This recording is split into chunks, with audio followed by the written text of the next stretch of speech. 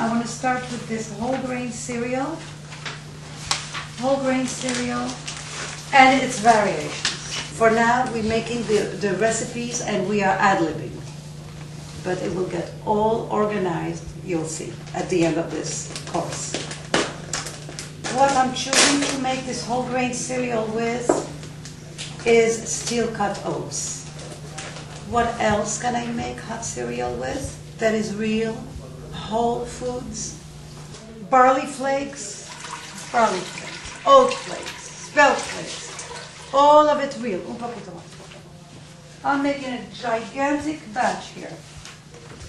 4 cups. Why steel-cut oats? Because they are not sliced thin. They're not sliced at all. They are rather cut, steel cut. What is the point? Is to cook it unhurriedly. When it's like this and it doesn't have a thin profile, we will get to the center later. What does it mean? It will get creamy, it will get tender, slower. Are you wasting time while you're waiting? No. Because the behavior modification about making hot cereal in the morning is instead of you going crazy when you go out of the shower, you put it in before you go in the shower. Clear? That's the first thing you do.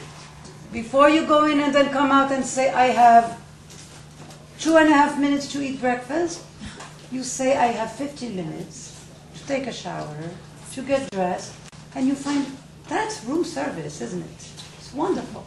Without you doing anything. It's doing the work for you. So what am I doing here? A little water, a little grain. These are the measurements I gave you. And you put it on a medium flame and you forget about it. Forget completely about it. My oatmeal looks nice like mortar. Wonderful. I didn't put any salt. How much salt am I going to put in this whole thing? A tablespoon per gallon is my rule of thumb to start with. Tablespoon, here is 1 tablespoon. Not a drop more. Now it's thick like mortar. I'm going to go 3 ways with 3 possible ways. What did I tell you? What are the 3 ways? A savory one, a sweet one, and what else? Dessert. And a dessert one. This is dessert. I start with dessert. What am I going to do with this? This is the dessert of my very, very lean years. It was good for you. I can put milk, or I can put soy milk. What else did I tell you to put in? Cocoa powder? Wonderful. Half a cup cocoa. Good cocoa, of course. Can we afford the sugar, or do we want maple syrup? How much? 1/4 cup? Very little, right? You can always add. This will make you 8 breakfasts. Err on the side of less. Always less water. My mother calls everything that's not good, she said it had water damage. Tea that's not good, say it had too much water. Soup that was not good, say, oh, it had too much water. I know what's wrong, it has too much water. And when you come to think of it, that's exactly what it is. Less flavor, more water. It's not interesting. Here is one way of making it. Here is 2. A little milk, a little butter. Here, 1, 2, 3.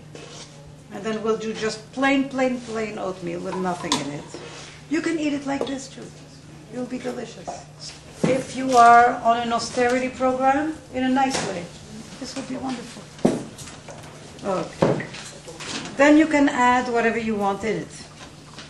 Now we're going to do our soup, our oatmeal soup, without cutting anything, without peeling anything, nothing.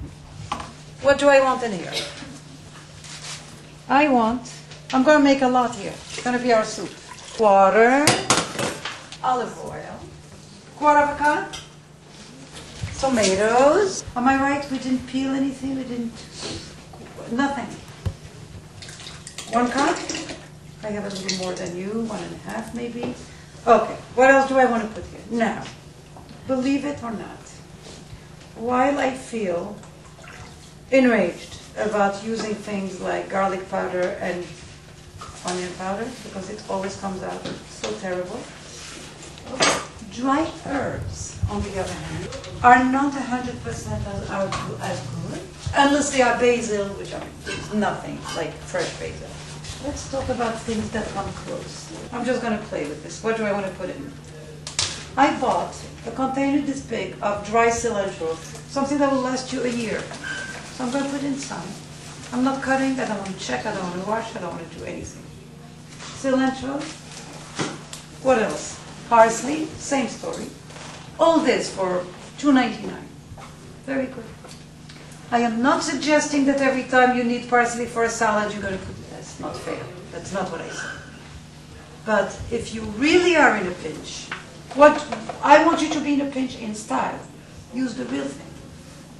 Even when you're in a pinch. That's a good substitute. In other words, not an imitation of it. The real thing. All these vegetables reconstitute very nicely. Chives, also $2, $3. Okay, I think I'm going to have something very good here. I have plenty enough. I'm going to put a little pepper. Look at this little gizmo I got myself. Pepper. All the way at the end I like to put pepper.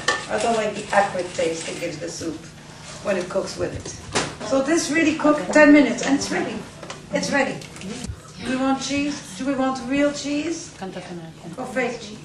Oh, real cheese. There is no way in the world that you're grated before, pre-grated, plus you're not even saving anything.